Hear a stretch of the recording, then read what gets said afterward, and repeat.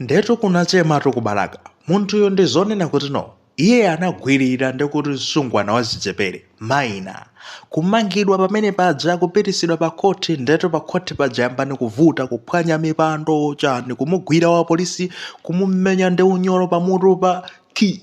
zinthu zake zoti ngati kunena kuti mwina mwake ndi filimu ina yakamwene apolisi kumbwandira kumpanga ndi kuti subdue pamene padzapo kuti chichonse kusokonekeratu amwene zidakhala motani nanga kodi ino zimachitika kuti zimenezi nanga munthu yonso ndi ndani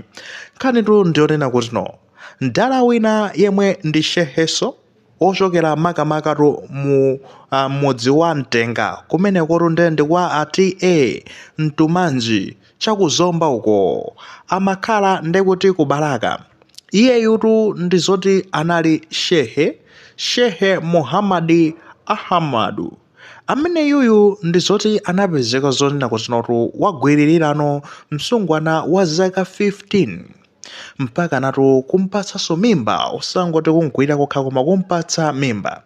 ndetu chifukwa cha zimenezo basi tu waphwanya malamulo polisi tu mutapeni atatapidwa ndi polisi yakubalaka basi notu kwapangidwa ndekuti no tsopano madongosolo onse kuti no khoti likamvedwe tsopano makamaka osati ngati khoti limene limakhala ma court building kubalaka Balaka Magistrate Court ayi komano ndekuti ikakhalano mobile court eti tifotoko zoti mobile court ndizana komano anayipanga kuti mobile court imeneyi ikakhala ndekuti no ku Kanchenga kubalaka komweko ndeti kambeno mobile court magaezi imasiyana ndi ngatino ma court aja ameti nawo magistrate court ya kubalaka kaya ndi Lilongwe magistrate court kaya ndi Blantyre kaya high court amasiyana kusiyana wayo kumakhala kuonena chonchi mobile ndiyoyenda indi court yonoti imachita kuyenda ndithu chachimachitika nchonena kuti no ajaji ndi ma court cleric komanso ndekuti anthu ena amapezeka zonena kuti no basi tu anyamuka kuchoka ndekuti kubalaka kubalaka magistrate court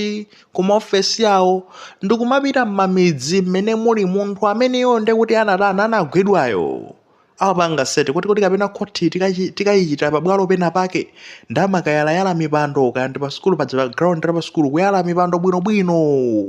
ndekuti nkuyika mpando wa jaji kutsogoloko kuyikanso dogo imene ndekuti no adzikalowa uja muka court room kamene kaja adzikalowa amene momwe kuti akayankhe mlandu ameneyo oganiziridwayo akatero ndekuti apolisi amamutenga munthu amene aganizidwa uja ndikumpititsatu ndekuti kuchani kumpititsa kumene kujaku kote kujaku pabwalo paja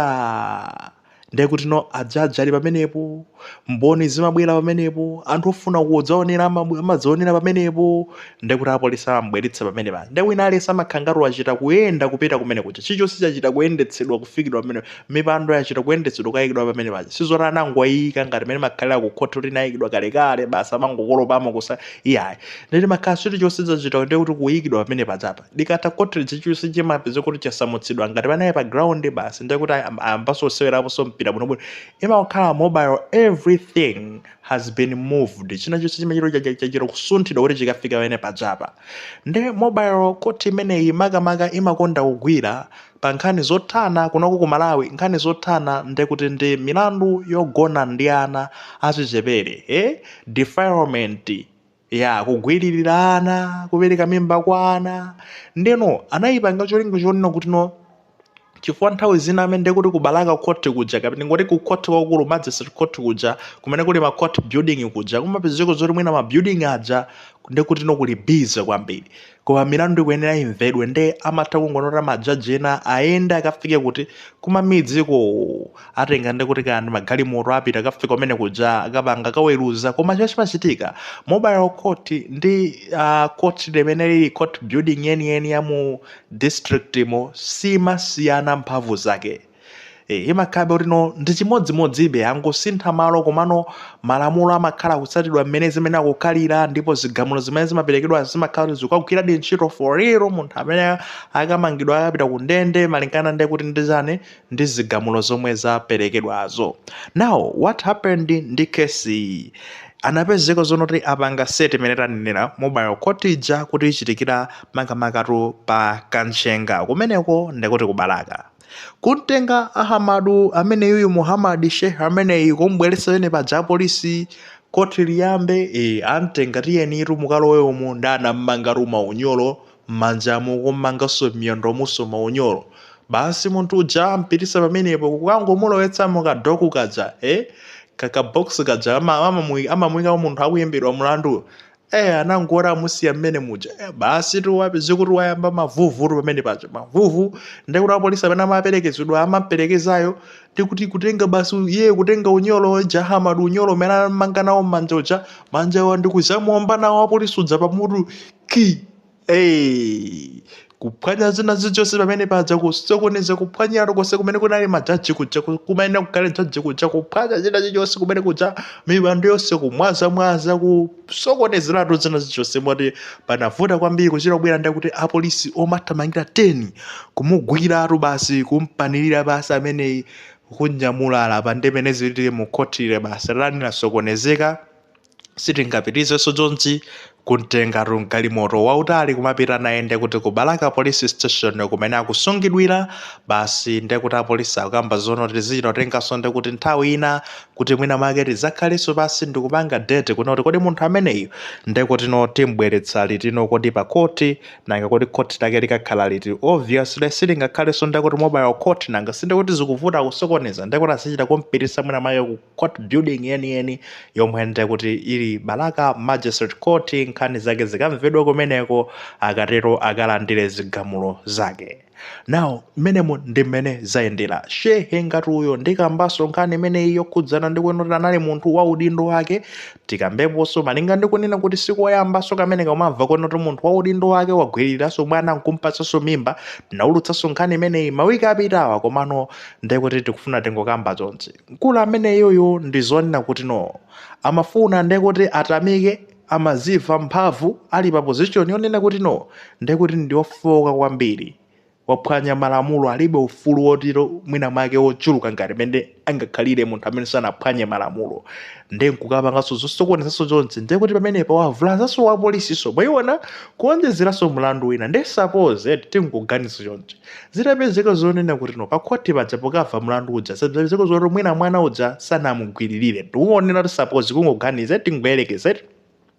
kuti mwina mwake iye uja mwana uja iye mwina solakwa sanagwirire mwana mwina jaji wampeza kuti solakwa akenera amangidwebe chifukwa chonena kuti wavulazanso wa polisi zino simunalolakwa komano tsopano mulandu wanu achiwiri munamenya wa polisi mpaka nakumuvulaza munapanga ndekuti kozi hama ndi njale on someone mukuyenera ndekuti muyankhe mulandu apa ende maumboni ndi alipo apezeka zonoti akatchajidwa nazo zimenezo not only that munasokonezanso zinthu kuphwanya katundu zina chilichonse katundu nganalanda waboma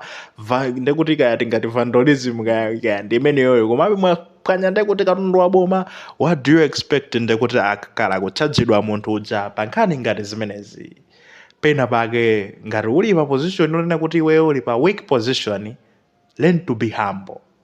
fande kuti apa wangu angozikala silabeso moto mwayiona sizokhazi nda polisi ajamanena kuti ayi fetu sitimamenyatu anthu akubaya sitimalanga oho magaya aja amapuntha amene ajawa amapuntha leya ndekuti siwafuna kutionetsa mphamvu ndawadira kaya tikufinyefenya kunoko sangammenye pa public kafanda kanoti polisi amamenya munthu uti pa public mwayiona kupewa zimenezozo kumana apo kanoti ophwanga kuno ndendi ku private supa tabweresani kuno mubweresa kukalumu kanoti mfinyefenya ameneyo pya kufinya kumene kuja wazikalasira moto wekha anyway ndikufuna kukamba nkhani zokhudzana ndekuti ndi makamaka zogwiririra anazi. Of course,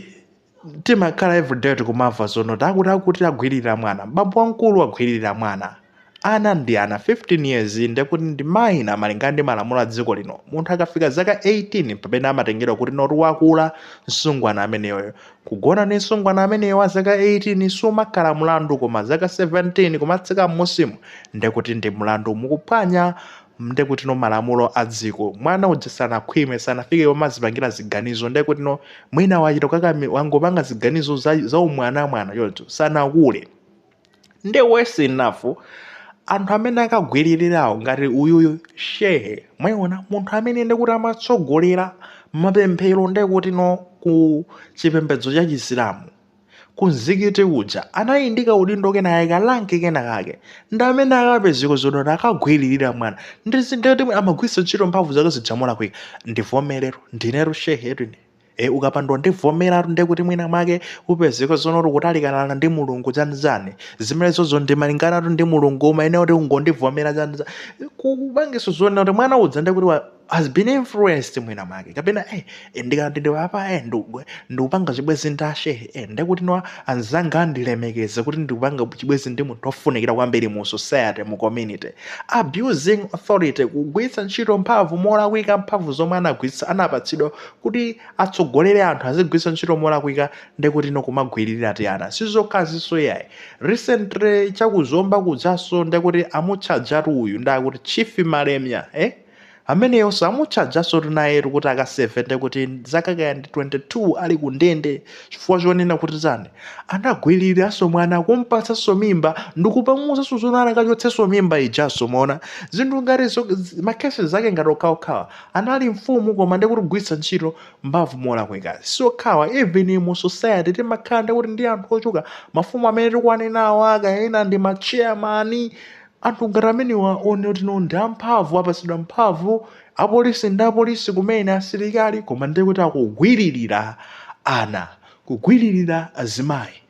ndamanga amuna anu ngati simufuna samange pa mlandu umene zikufika kuti apangawo mubwere muzandipeze ku nyumba ndekuti ndizapange ndekuti basi no ndizangogona nanu kamodzi zinthu ngati zimenezi zimakhala zikuchitika the abuse of power. Mphamvu zimapatsidwa kwa inuyo cholinga chono kuti muzigwiritse bwino ntchito kuti mutumikire bwino anthu osati no zigwiritsidwe ntchito ndekuti kupanga abuse anthu ajaso kumeneko ndikulakwitsa nchifake no